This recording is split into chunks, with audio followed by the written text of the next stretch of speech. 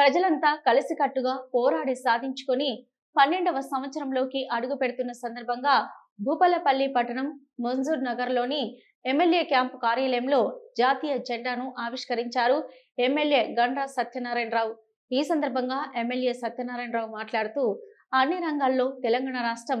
దేశానికి ఆదర్శంగా నిలిచేలా సరికొత్త విధానాలతో భవిష్యత్తు ప్రణాళికలు రూపొందిస్తున్నారని అన్నారు. తెలంగాణ రాష్ట్ర ప్రజల ఆకాంక్షను 4 కోట్ల ప్రజల ఆకాంక్షను శ్రీమతి సోనియా గాంధీ డాక్టర్ బాబాసాహెబ్ రాసినటువంటి రాజ్యాంగాన్ని ఆర్టికల్ 3 ప్రకారంగా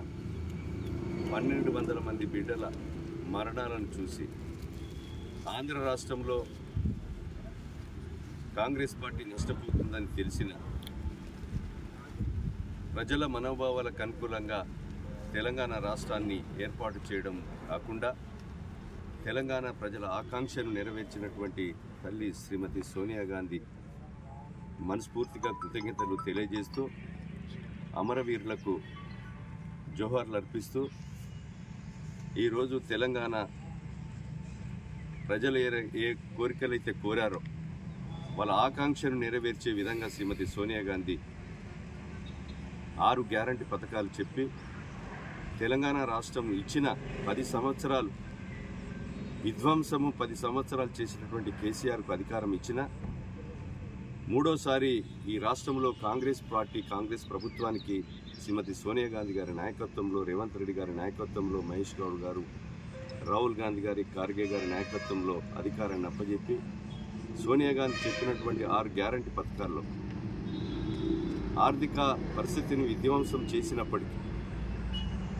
ఈరోజు ఇచ్చినటువంటి మాటను అమలు చేయనటువంటి దృఢ సంకల్పంతో నేడు 4.5 లక్షల ఇండ్లకు ఈరోజు రాష్ట్ర వ్యాప్తంగా కూడా పేదలకు మంజూరీ లెటర్స్ ఇవ్వబోతున్నాం. అదేవిధంగా ధనికుడు తినేటువంటి భువన్ పేదవానికి అందివ్వడమే కాకుండా 4,000 కోట్ల భారం పడ్డా ఈరోజు సన్న బియ్యం రావాలంటే సన్నబడ్లు మండించే వారికి బోనస్ 500 రూపాయలు ఇచ్చి రైతును ప్రోత్సహిస్తూ పేదవాడికి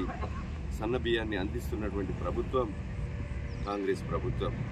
ఇంట్లో కరెంటు కానీ, రైతులు వాడుకునే కరెంటు కానీ, మహిళా సోదరిమణులకు ఈరోజు ఉచిత బస్సు ప్రయాణంతో పాటు ఈరోజు మీ సేవా సెంటర్లు, క్యాంటీన్లు, అదేవిధంగా